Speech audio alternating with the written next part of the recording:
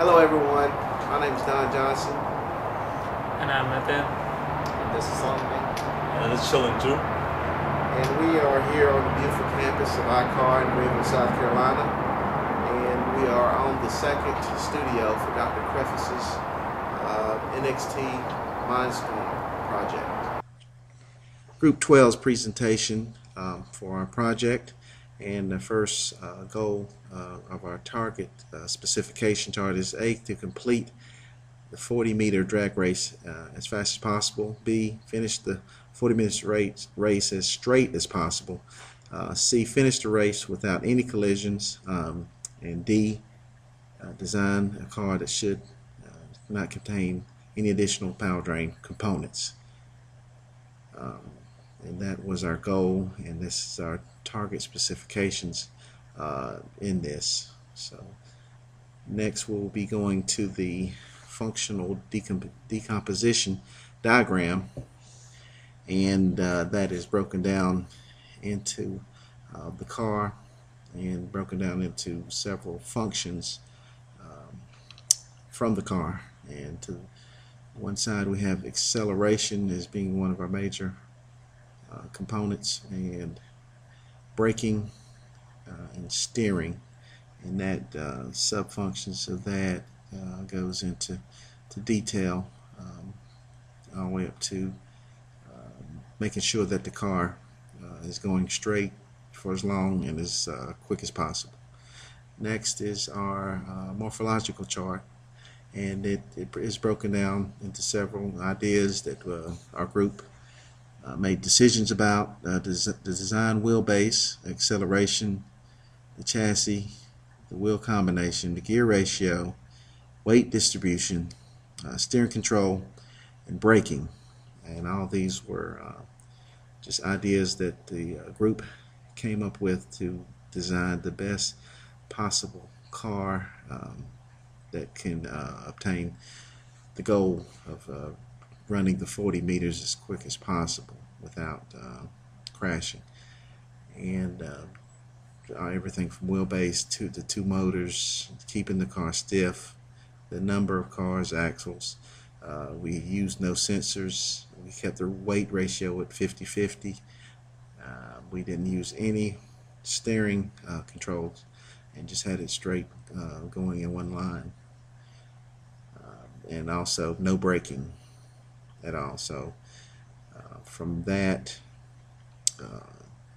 morphological chart, we obtained several ideas, but I narrowed it down to those few decisions that we made. And next we will have the decision-making matrix. And what we did was had several criteria that was important to the group in achieving the goal of keeping the car straight as quick as possible: acceleration, velocity, ability to follow straight path, ease of design, robustness, noise, and gear slippage. And out of all that, our design was the best possible solution compared to the other two designs that we came up with. And that is done by checking the amount of pluses and minuses in that chart. Now, the first design was the dragster, and this photo shows that longer wheelbase, all four large wheels, had the advantage of being stable with the length of the wheelbase. But the problem with the car is that the high gear ratio just caused some instability. We also had the motors in the back. Second design was the 4x4 off-roader, and this had 3 motors, so we had more power, more torque, which is don't necessarily mean a better thing, but we had it in.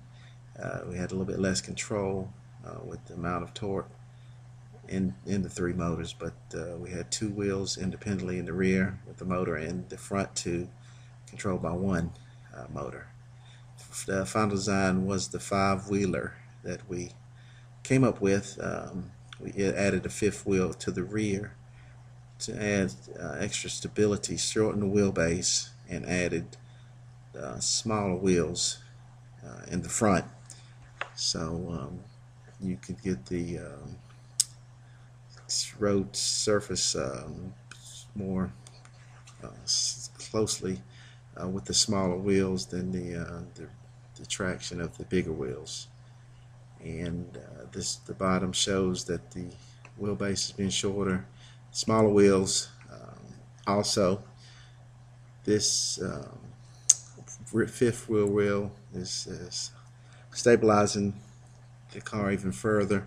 We added some extra strength to the chassis, and this helped out keeping the car stable as long as possible. Two motors that we have here are actually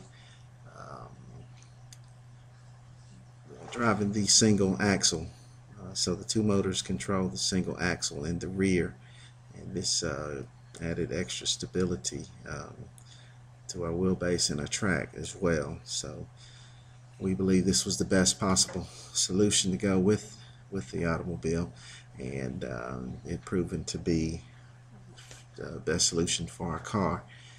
And now we appreciate your time, and this has been Group 12, and this is the complete assembly of the five-wheeler Bumblebee Jr.